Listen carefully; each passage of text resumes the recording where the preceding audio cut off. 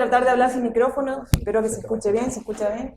Bueno, la idea del trabajo de hoy es presentarles la presencia del derecho internacional en la contratación pública, un abordaje integrador de normas, principios y postulados, y generarles a ustedes en sus mentes el interrogante acerca de si es posible considerar al derecho internacional dentro de la contratación pública, y si alguna vez ustedes han volcado en sus trabajos, informes, dictámenes o incluso fallos del tribunal algún principio del derecho internacional, y si creen que es necesario, ¿no? O sería interesante poder hacerlo.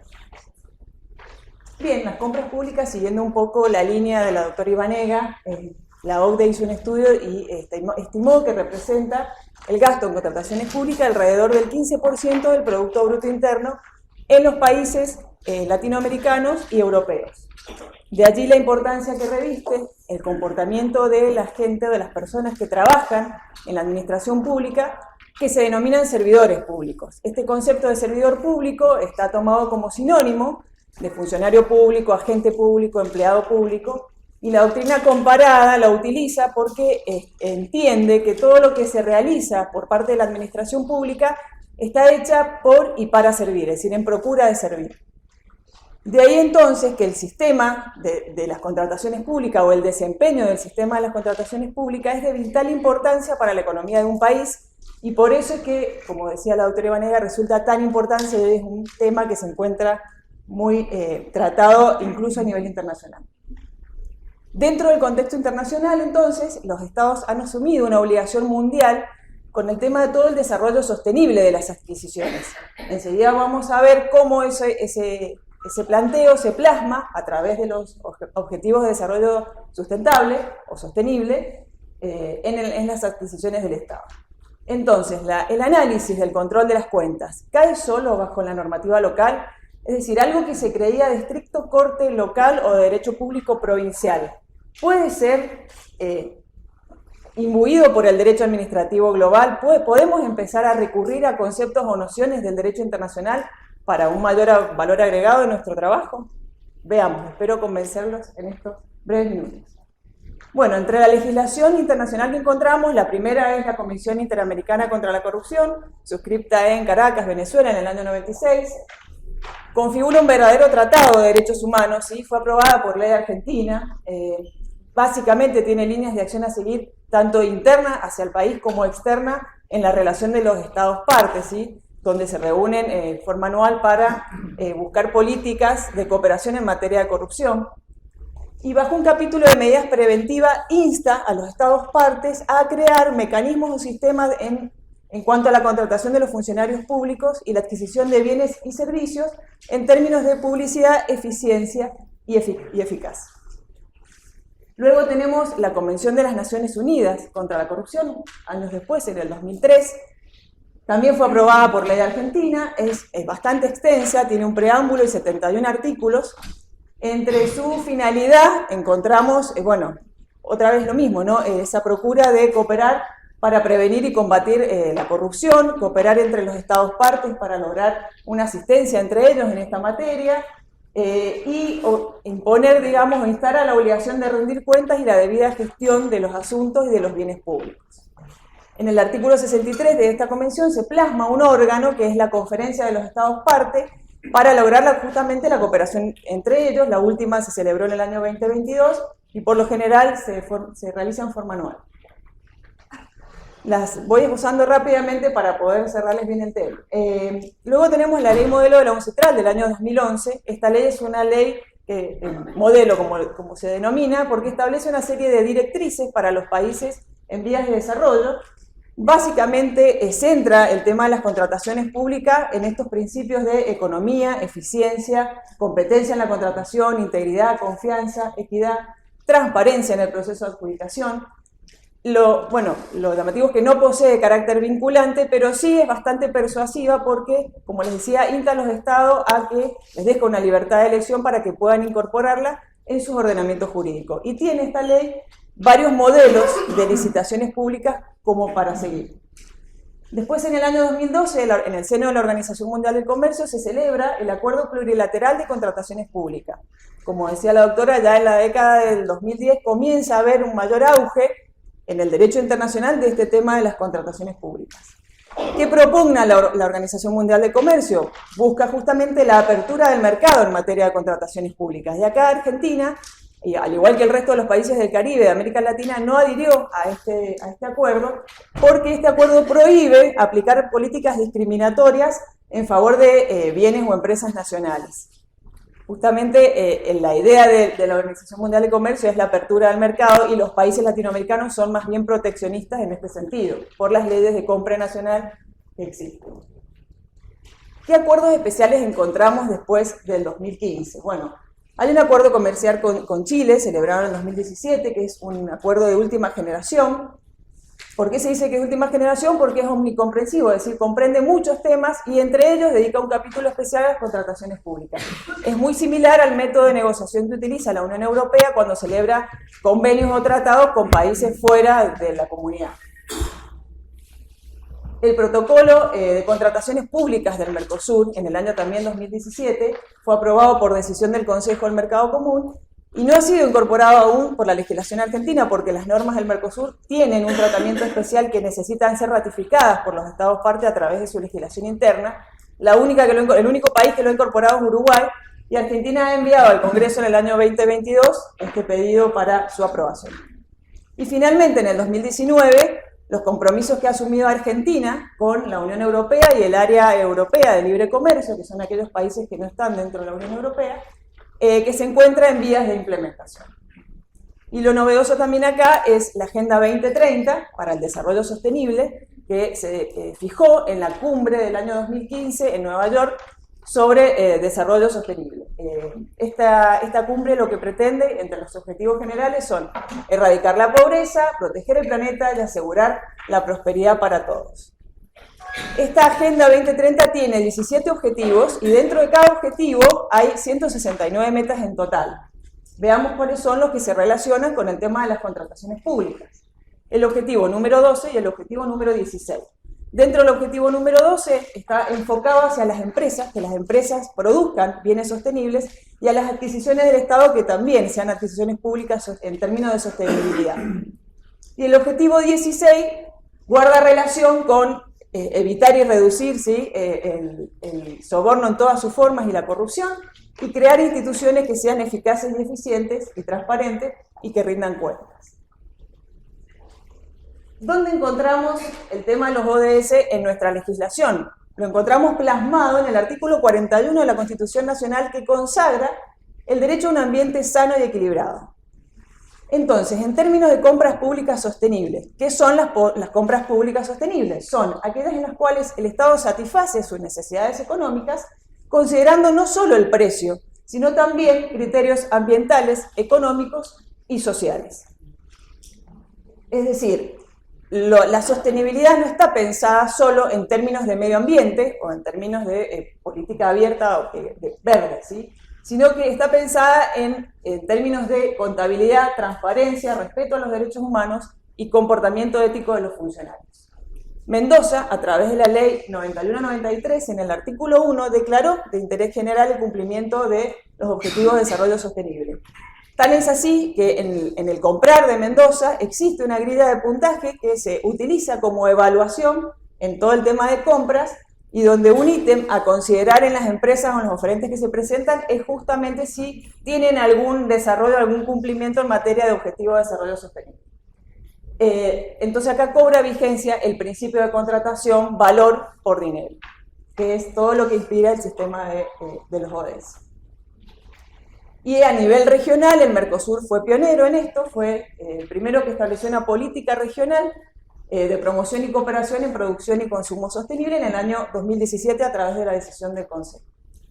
Por último, y esto es del año 2021, la conferencia anual de la Red Interamericana de Compras Gubernamentales, en el seno de la OEA, emitió una declaración con una serie de recomendaciones, 8 recomendaciones en total, para hacer las compras públicas más transparentes.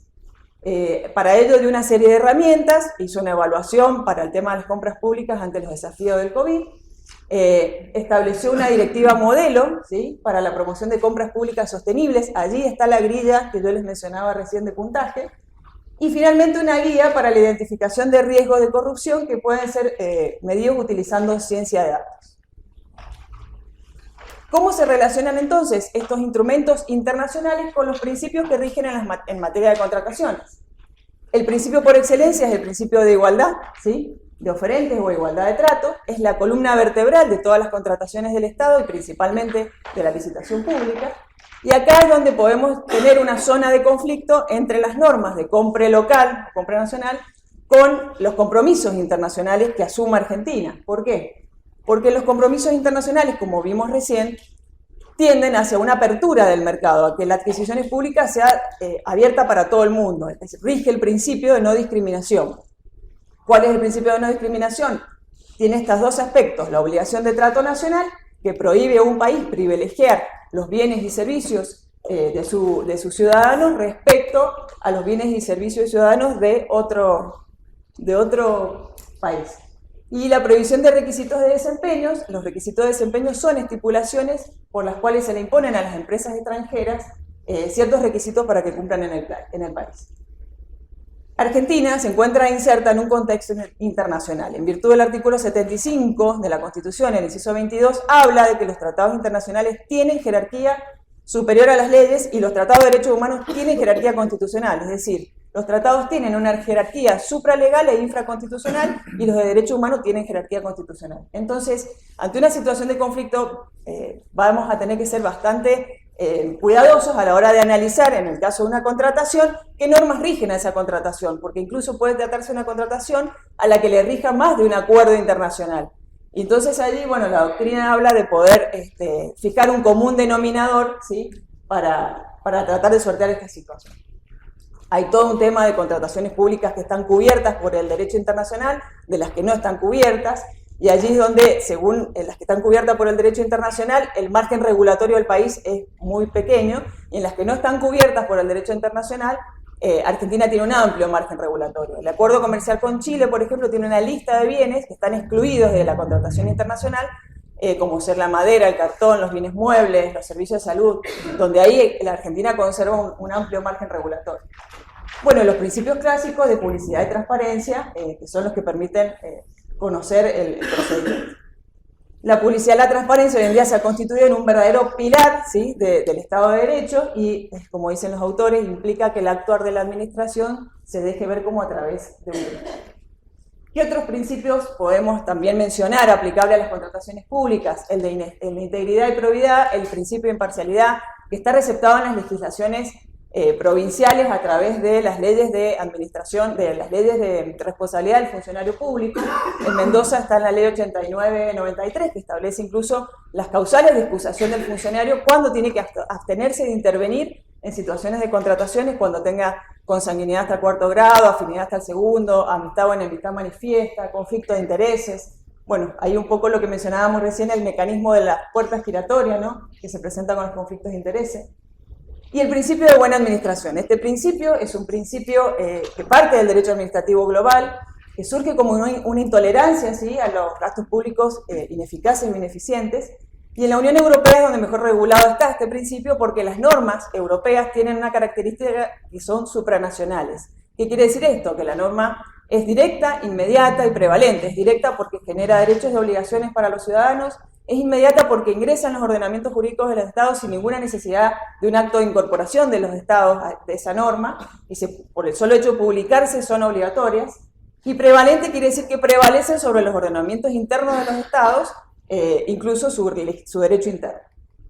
Entonces, este derecho a la buena administración, que en Mendoza está plasmada en la Ley de Procedimiento Administrativo, es un derecho que se consagra a los ciudadanos, y que surge y que requiere gestión de calidad y una reacción jurídica ante la mala administración, que sería la corrupción.